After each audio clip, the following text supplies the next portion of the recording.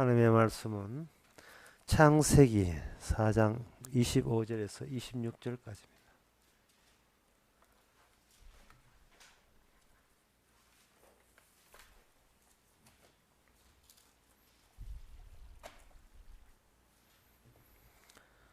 제가 읽습니다. 아담이 다시 아내와 동침하며 그가 아들을 낳아 그 이름을 셋이라 하였으니 이는 하나님이 내게 가인의 죽인 아벨 대신에 다른 씨를 주셨다 함이며, 셋도 아들을 낳고 그 이름을 에노스라 하였으며, 그때 사람들이 비로소 여호와의 이름을 불렀더라. 아멘. 여호와 하나님의 등장은 창세기 2장부터 이렇게 등장하고 있습니다. 구약은 여호와 하나님의 하는 일을 기록한 것이 구약입니다. 신약은 예수님이 하는 일을 증거하는 것이 바로 신약입니다.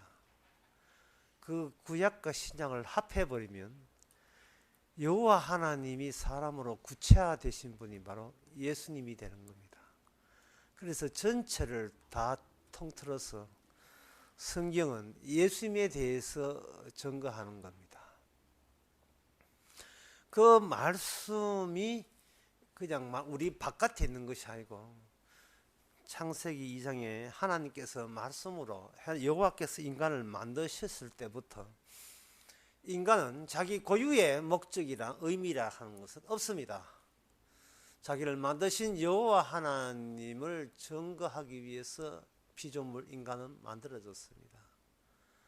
그래서 인간에게서 여호와 하나님, 통하면서 말하면 예수님이 증거되지 않으면 사람 아닙니다. 그거는 사람인 모습을 하고 있는 괴물이 되는 겁니다. 그래서 그런 사람 만나거든 괴물 만났다에 대해 생각하시기 바랍니다.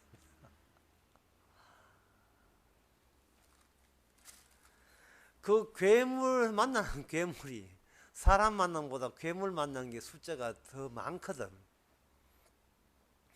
아브라함의 기도를 생각하시기 바랍니다. 의인 10명이 있으면 멸망하지 마옵소서 할 때 숫자로 봐서 의인 10명도 안 됩니다. 곧 우리는 지옥을 거닐고 있다고 보면 되고 지옥에서 만든 주소지를 우리가 거주하고 있다고 보면 됩니다. 대구 한복판에 동성로 있습니다. 대구시 안에 동성로 있다고 보지 마시고 지옥 안에 동성로 있다고 보시고, 중국 사람들 많이 찾는 서울에 명동이 있습니다. 지옥 안에 있는 명동입니다. 스페인 그 지옥 안에 있는 스페인 가는 겁니다. 미국 지옥 안에 있는 미국입니다.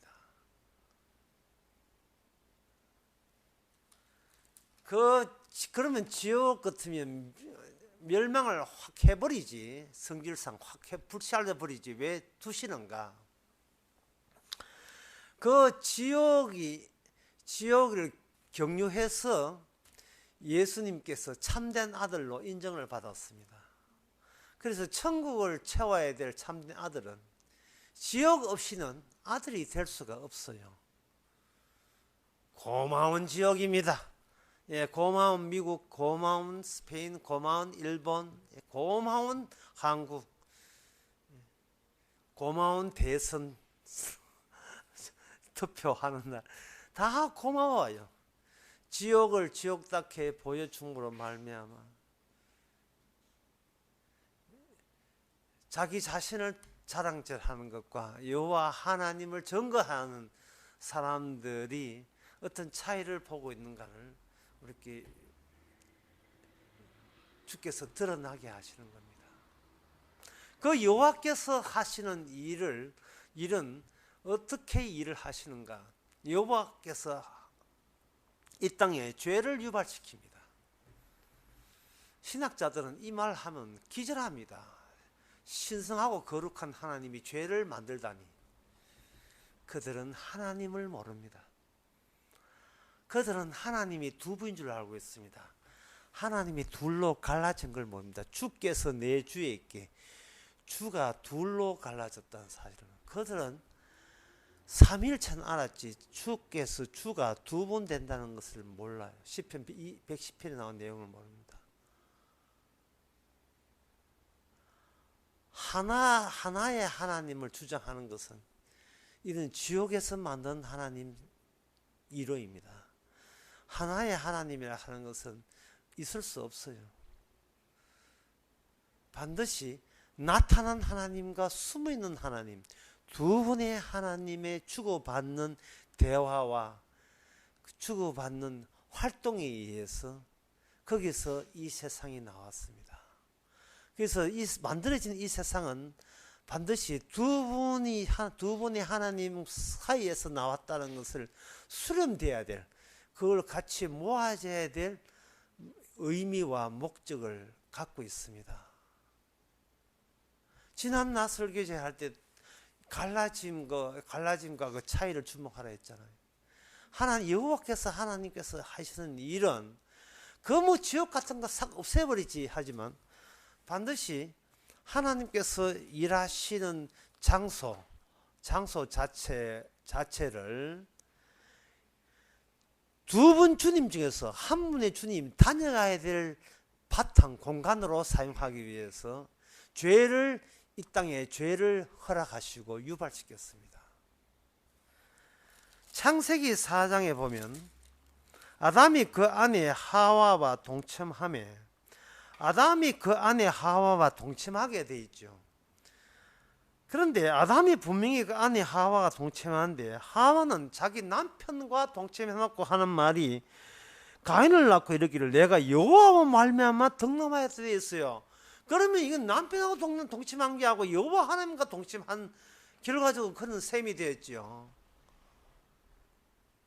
남자는 그저 자기 육체만 그냥 허용한 것 뿐이에요. 실제로 애기 놓고 안 놓고는 여호와 하나님으로 말미암아 잉태된 겁니다. 그런데 여기 하나님과 동침하는 의미로 쓰였던 그 여자 이름이 하와예요. 하와 이름이 뭐냐 하면은 거기 3장의 20절에 보면 아담이 그 아내의 이름을 하와라 했다 말이죠. 제가 분명히 이 대목 설명할 때 이제 아담의 아내는 더 이상 여성이라고 하는 그 여자는 없어져 보고 그게 하와로 바뀌게 된 겁니다. 그렇게 바뀌게 된 것이 바로 여호와 하나님이 개입했기 때문에 그렇고, 그 여자는 그냥 여자가 아니고 하나님의 약속을 짊어진 그런 특수한 임무 소명을 띠고 여자가 하와로 변한 겁니다. 그게 여자의 후손이죠. 여자의 후손. 여자에게 후손이 생기고 그 생긴 후손이 이 땅에서 펼치고자 하는 여호와 하나님의 작업의 핵심 모티브로 주제로 주인공으로 등장합니다. 이 결정적인 순간에 기침이 났어요. 미안합니다.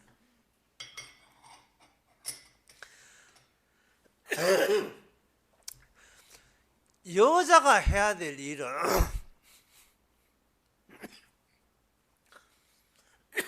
하나님 여호와와 함께 계속해서 이 세상, 지옥 같은 세상을 끌고 가는 거예요. 남자는 뭐냐? 나타났다가 빨리 퇴장해야 돼. 흙이 되니 흙으로 사라져야 됩니다. 그러면 남자는 별 할 일 없네? 아니에요. 남자가 붙어서 남자와 여자의 차이점을 보여줄 역할을 남자가 해야 됩니다. 나는 등장했다가 사라져야 돼. 이 무대에 사라져야지만 여자는 하와라는 것, 생명이 있기 때문에, 생명은 영원한 거거든요. 영원함을 위해서 계속해서 영원함과 나중에 컨택, 접촉이 되는 데까지 하나님은 여자 후손을 핵심으로 잡아서, 그걸 중심으로 잡아서 이 세상을 끌고 가야 됩니다. 그렇다면 하나님께서 여자의 후손을 통해서 아기를 놓고 그 아기가 뱀을 이기면 되지 않겠느냐? 문제가 그렇게 되어버리면 이 하나님이 한 분이 되어버려요. 여기 4장 1절에 보면 아담이 그 아내 하와 동침하며 하와가 잉태하여 간을 낳고 이럴 때 내가 여호와 말미암아 덕남하였다. 여호와께서 드디어 나에게 남자를 주었다. 여자의 후손, 나의 후손, 곧 여호와의 후손. 나의 후손이 아니고 여자의 후손은 여자는 나의 후손이 아니고 바로 하나님의 후손을 나를 통해서 낳았다라고 했는데 또 여호와라 말미암아 또 덕남했어요. 그러니까 이거는 둘 중에 하나는 가짜든지 아니면 하와 입장에 둘 다 가짜일 수 있고 하나 나와야 되는데 둘 나와 버렸으니까 둘 다 틀릴 수 있고 어느 하나가 하나인지 이거는 하와 입장에서는 손댈 수가 없어요. 근데 하와 입장에서 손 안 대도 괜찮아요. 하나님께서 의도적으로 그렇게 하신 겁니다. 나는 얻었다. 드디어 약속을 성취할 된 남자를 후손을 얻었다. 아니네. 아니네. 그 두 번 등장하니까 이 허무한 거예요. 이 땅에서 정말 허무한 쪽이 이 땅에서 허무한 인생을 보여줘야 될 쪽이 여자의 후손인지 아니면 여자의 후손이라고 얻었다 하는 그것이 정말 약속된 여자의 후손인지 사람의 입장에서는 정할 수 있는 근거는 전혀 없습니다. 그거는 누가 손대느냐? 바로 여호와 하나님께서 이제는 여기서 손을 대시는 거예요. 그러니까 쉽게 말해서 여호와 하나님께서 이 지옥 같은 세상에서 하나님이 관여할 수 있는 자기의 과제를 스스로 만드신 겁니다. 예. 이제 하나님께서 이제 이게 소매에 걷어붙이고 자, 설 사람 일을 해봐 해서 드디어 어떻게 하느냐? 둘 중에 하나를 제거를 해버리죠. 가인을 제거하는 게 아니고 아벨을 제거해버립니다. 남는 것은 가인밖에 남지 않아요. 그 남아있는 가인이 한 것이 뭐냐? 창세기 4장 하나님께서 그 가인을 보호하시고 지켜주시고 후손들을 드디어 생산합니다. 창세기 4장 7절 15절부터 하나님이 친히 7배나 너를 해하는 자는 벌을 7배나 받으리라 해서 가인과 더불어서 하나님께서 가인 편에 서서 가인을 지켜주면서 가인 건드리면 네 하나님이 가만두지 않겠다는 7배니까 창조적 능력으로 지켜줍니다. 이거는 가인은 하나님의 일에 파트너로서 이는 빼도 박도 못하고 이제는 하나님의 손에 다루어지게 되어 있습니다. 그들이 지난 시간까지 했던 24일까지 한 것은 뭐냐? 권력이었습니다. 권력. 어떻게? 권력은 그냥 권력이 아니고 소유해야 될 권력.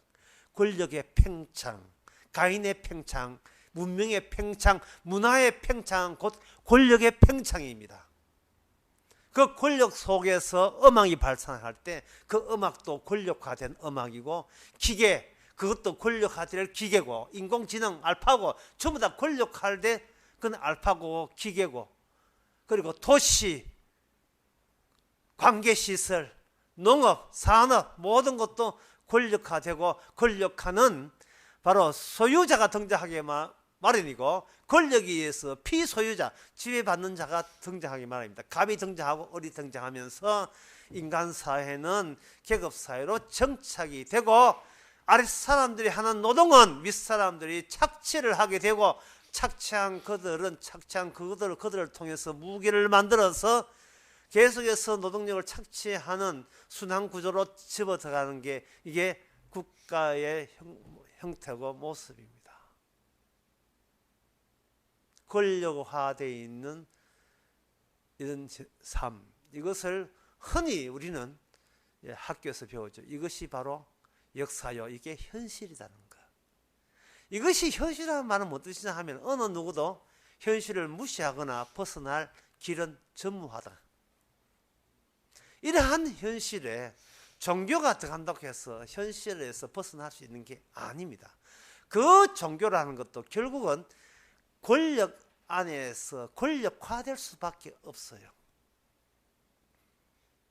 하나님께서 이 가인을 지켜주면서까지 이렇게 세상을 권력화된 지옥으로 만드시는 이유는 진정 하나님께서 영원히 되고자 하시는 것, 다시 말해서 예수를 주라 되게 하시는 그 작업에 권력화된 이러한 지옥의 성질, 지옥에 의해서 권력화된 세상이 필수적이라는 것입니다. 십자가입니다. 십자가 사건이 일어나려면 그냥 악마를 하나의 존재로 하지 말고 악마가 최고 권력자 된 그 악마의 권력에 치밀하게 꼼짝 마라 하는 식으로 예속된 악마의 나라가 필수적으로 필요했던 거예요. 왜 그래야 되는가? 그것이 여호와 하나님께서 자기 과제였습니다. 어떻게 여자의 후손과 싸우려면 뱀의 후손이 그렇게 현실화되고 실제로 뱀의 후손이 나와야 돼요. 실제로.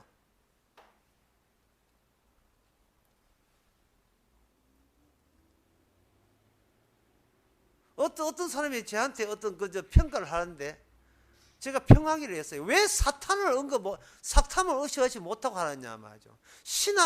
거기 신학이 사탄화 시대는 신학이에요. 교회, 악마와의 전당이 된 교회입니다. 왜냐하면 그 모든 것 속에 권력이 들어있어요.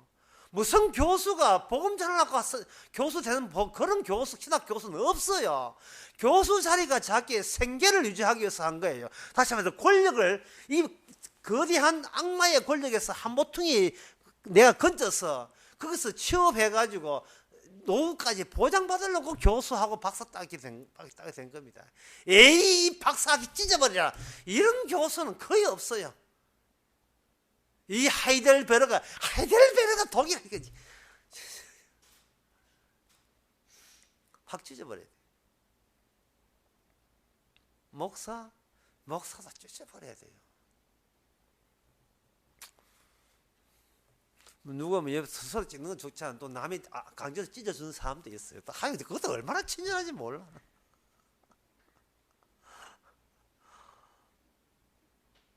권력에 복종하지 않는다고 찍거든요. 권력에. 그런데 이 권력이라는 것을 왜 벗어나면 되지 않느냐? 권력에 벗어날 위인이 없습니다.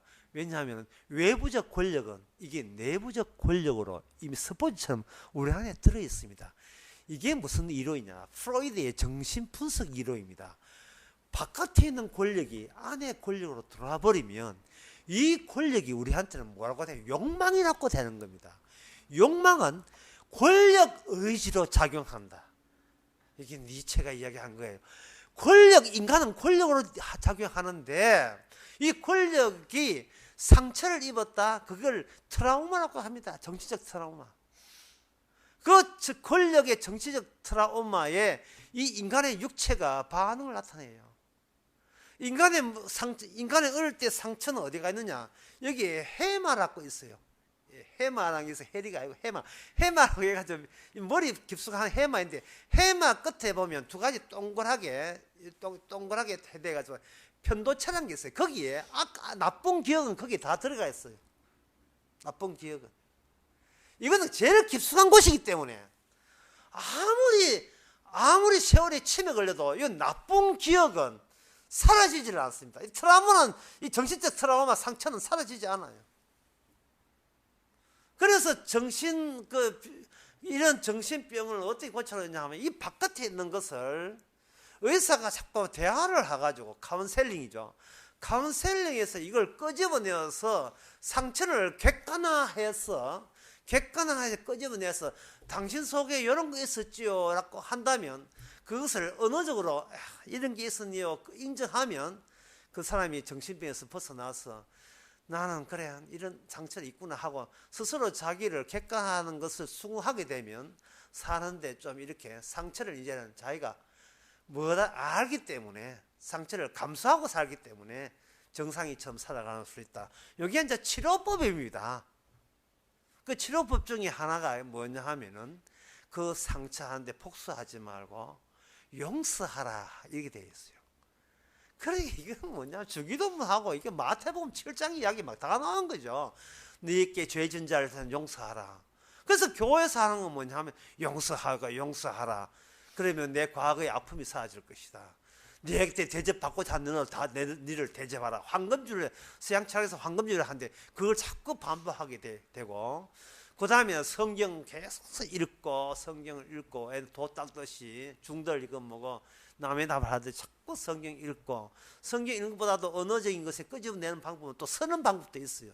그래서 나이만 할 일 없는 할머니들 와가지고 만나 성경 서기 해가지고 자기의 자기 자신을 언어화 객관화 시키는 그런 작업을 하는데, 문제는 그렇게 해봐야 자기 권력과는 벗어날 수가 없다는 사실.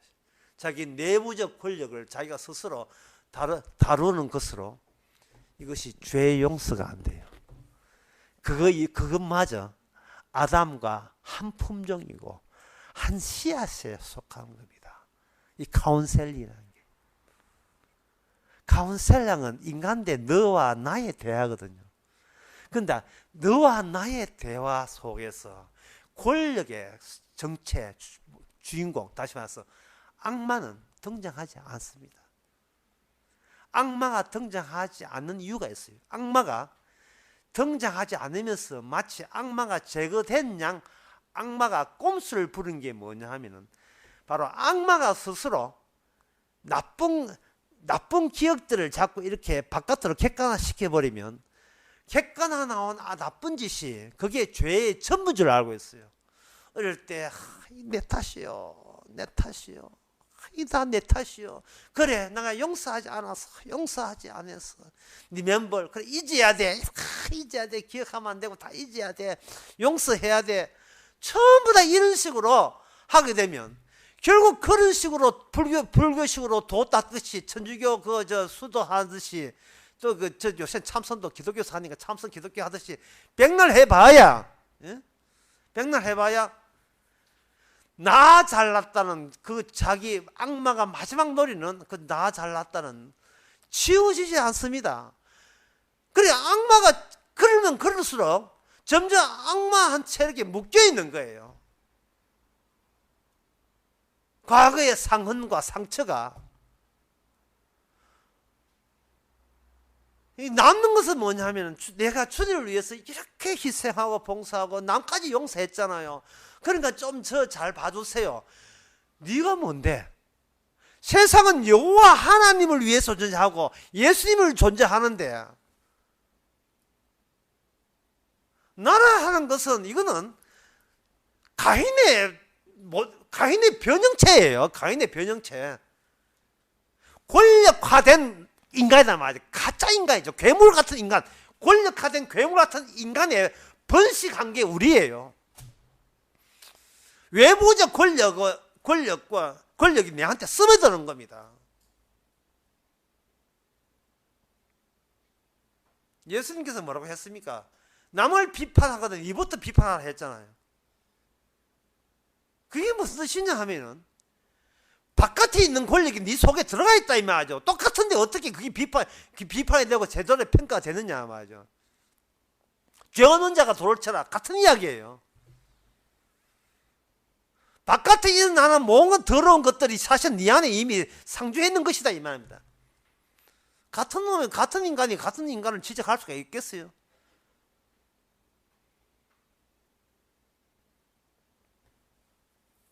그러한 권력체에 의해서, 그러면 권력체에 의해서 그렇게 하게 되면, 그러면 하나님의 약속, 여자의 후손은 뱀의 후손한테 밀려가지고 막 완전히 작살나버렸네. 그럼 여자 후손 없지 않느냐? 있었지요. 아벨. 아벨은 이제 뭐 제사 한번 드리고 맞아 죽었으니까 뭐 그러면 여호와 하나님도 뭐 실패로 끝났네. 바로 하나님께서 여호와 하나님이 하는 일은요 실패라는 모습으로 성공을 해버려요. 그게 죽음의 효과입니다. 아벨이 죽은 것은 아벨이 죽은 것이 아니고 이 땅에 여호와 하나님이 하시는 일이 날아가 버리는, 인간 입장에서는 자기 하는 일이 죽음으로 끝났으니까 이미 실패로 끝나는 모습, 그 실패로 끝나버리는데 죽음이라는 이름으로 실패가 죽음이라 하는 것은 소멸되고 없어진 거죠.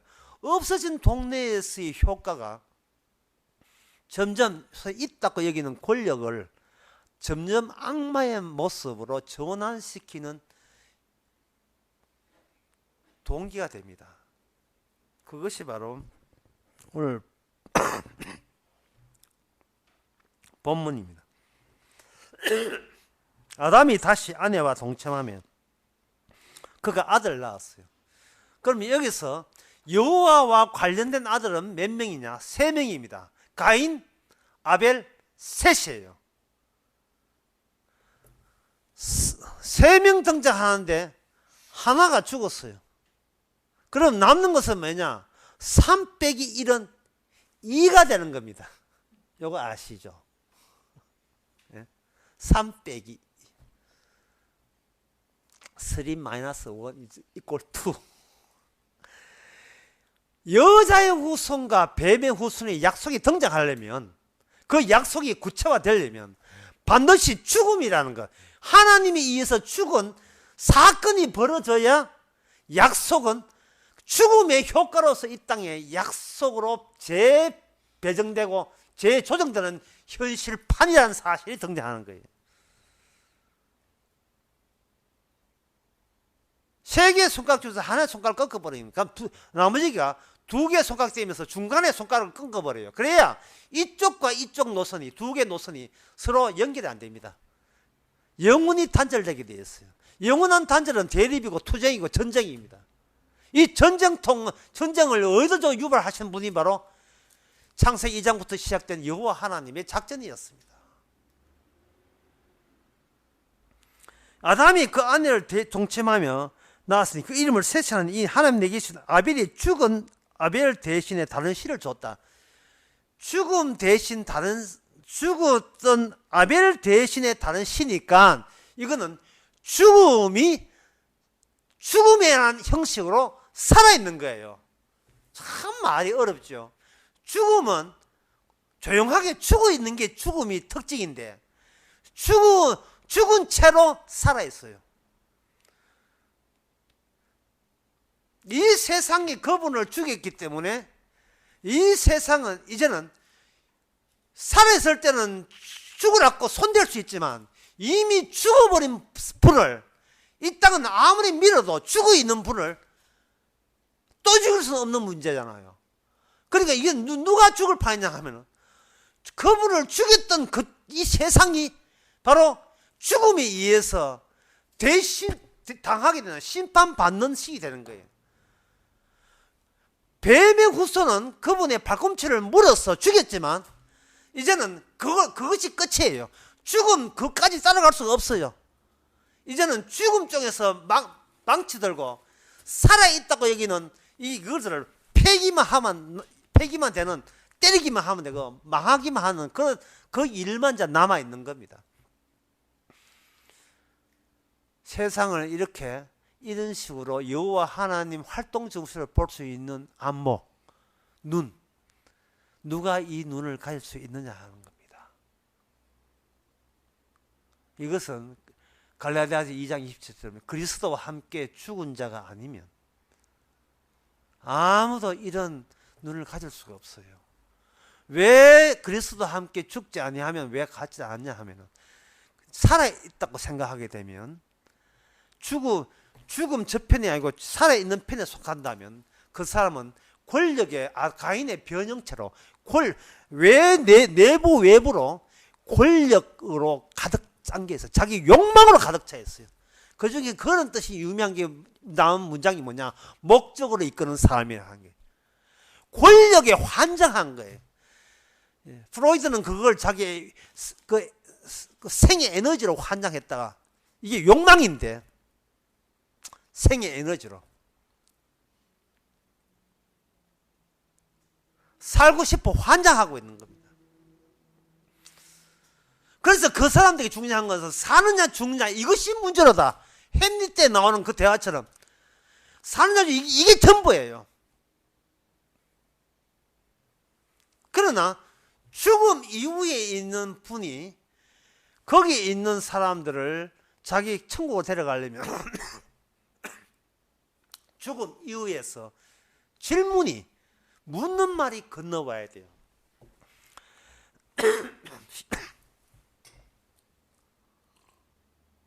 중요할 때마다. 신앙생활이 잘 안 되는 이유는 주님 쪽에서 질문을 안 하고 있기 때문에 신앙생활이 안 되고 있어요. 질문을 해줘야 답변을 이렇게 마련한다고 분주할 텐데 너무 조용해. 질문이 없으면 답변도 없어지게 돼요. 그러면 있는 대로 그냥 살아요. 그럼 질문을 누가 한단 말이고, 질문은 성경 말씀이 살아있어서 우리에게 질문을 합니다. 어떻게 질문하냐? 모든 성경 말씀은 예수님에 대해서 이야기하거든요. 어떻게 질문하냐? 네가 죽는 자 사냐? 그것보다 더 중요한 게 있다는 식으로, 그게 뭔 줄 아느냐 식으로 질문을 해옵니다. 성도에게는 질문만 없으면 권력체가 장렬하기 때문에, 그래 살아야 돼, 절대로 죽으면 안 돼, 더 살아야 돼, 더 풍요하게 살아야 돼, 그게 행복이야, 그게 성공이야, 이렇게 할 때 주께서 질문을 던집니다. 사람과 죽는 것보다 더 중요한 것이 있는데, 그게 여자의 우승과 뱀의 우승의 전쟁인데 라고 했을 때, 이게 사람과 중작한 이것이 바로 가인의 후예들, 사탄이 나를 꼼짝 마라 하기 위해서 의도적으로 파놓은 덫에 빠졌구나 하는 것을 알게 됩니다. 이 덫에 빠진 거예요. 사람 중요한. 그보다 더 중요한 문제는 이 아이가, 이 세상이 왜 이렇게 이런 식으로 권력 위주로 흘러가는가. 내가 지옥의 동성로를 걷고 있고 지옥의 맨하탄을 걷고 있구나. 모든 것이 이미 지옥으로 만들어 놓으신 그 속에서 주님께서 어떻게 다녀가셨고 주께서 어떻게 그 세계에서 빠져나오는데 성공하셨는가를 다시 한번 생각해 보는 거예요. 죽은 그렇게 할 때 나온 해답은 뭐냐? 대신 빠질 수 있는 권력에서 빠져나오지 못한 우리를 위해서 대신 이미 권력에서 빠져나오신 분의 성령께서, 그분의 영께서 우리 속에 들어오게 되면 우리로 하여금 큰 지옥 삶을 살게 하고 마귀가 주는 권력의 위세와 그 큰 소리, 그 갑질 충분하게 느끼게 만들면서 거기서 때로는 답답함과 외로움과 소외됨과 배제당함, 주께서 당했던 그 아픔을 겪으면서 우리는 빠져나가게 되는 겁니다. 그런데 그게 우리 삶이 아니고 주께서 아벨에 대한 반복으로서 대신 삶을 사는 거예요. 세상 사람들 보기에는 그러한 성도의 삶이 아벨 이름처럼 참 허무하게 보이죠. 그러나 세상 사람한테 자기 이름은 가졌다, 가인처럼 나는 가졌다는 거예요. 그러나 가짐 속에는 대신이 없고 아벨 속에는 대신 처리해 주심, 대신 살게 하심이 들어있는 인생이 되는 겁니다. 이게 바로 예수님 중심, 하나님 여호와께서, 하나님이 아닙니다. 숨어있는 하나님 말고 이 땅에 나타난 하나님, 둘로 쪼개져서 숨어있는 하나님 말고 이 땅에 활동하시는 여호와 하나님이 바로 이런 식으로 구약부터 일해서 이걸 구체화해서 예수님 속에서 구체화되어서 예수님께서 지금 여호와의 자리에 앉아서 우리에게 계속해서 이러한 질문과 답변을 내리십니다. 이제 마지막으로 그러한 질문과 답변이 어디에 쌓이는가? 바로 우리의 육신에 이게 쌓이게 됩니다. 우리의 성도의 육신을 쪼개보면 숱한 질문과 답변이 청청이 쌓여 있어요. 20살 때 했던 그 질문, 그 다음에 그것이 해답을 얻고 30살 때 했던 질문, 그 30살 때는 30살 안 되기 때문에 차마 질문하지 못한 질문을 30살 때 했고 30살 때 하지 못한 질문을 50대 하게 되고 50대 못한 줄 60대 하게 되죠. 뉴질랜드의 어떤 목사님이 저한테 질문했어요. 교회에서 젊은 애들이 교제하고 젊은 애 연애 문제, 이게 교회가 좀 크니까, 오클라호마의 제일 큰 교회니까 크니까 온갖 젊은 아들이 그 교제하면서 뭐 문제가 많았던 뭐예요. 저희 삐지고 저 남자 내 좋아한다며 이런 거 하는데 어떻게 설명하면 됩니까? 그러한 질문을 보내줘서 제가 또 답변도 하고, 인간의 교제는 짝짓기인데 하나의 욕정입니다. 그 하나의 에너지인데 그걸 누가 말리겠습니까? 좋아하는 사람은 좋아한다 하는 건 누가 말리겠어요. 그러나 그러한 교제를 통해서 얼마나 죄인인 것을 깨닫는 겁니다. 목사님 그 말씀 안 듣기만 한데 그러면 그 교회가 삐지가 교인지 나가게 됩니다. 이 가거든요. 나가버리면 어떻게 합니까? 뭐 붙들어서 가르쳐 나가면 어떻게 됩니까?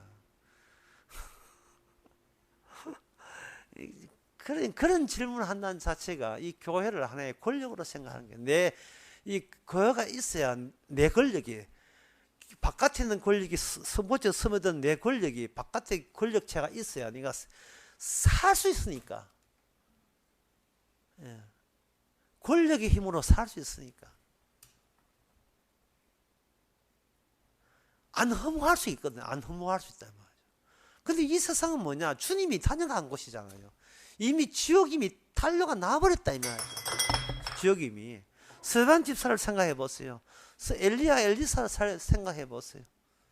물론 엘리사가 처음부터 아는 건 아닙니다만 숱한 주님으로부터 질문 답변을 하여금, 모세도 마찬가지고, 한 번 질문했다고 인간 되는 게 아니라 계속 죽을 때까지, 천국 갈 때까지 계속 죽고 사는 것보다 더 중요한 것은 대신 죽으심, 십자가라 하는 사실을 끊임없이 주어질 때 우리는 십자가를 증거하는 그러한 성도로서 예수님만 증거하는 아벨 같은 존재가 되는 겁니다. 그 노선이 바로 여자의 후손과 함유되어 있는 노선입니다. 기도하겠습니다.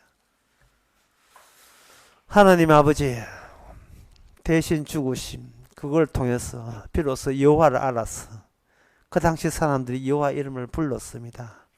날마다 저희 입에서 주님의 이름이 불러지게 하여 주시옵소서. 예수님의 이름으로 기도합나이다. 아멘. 찬송가 146장 합시다.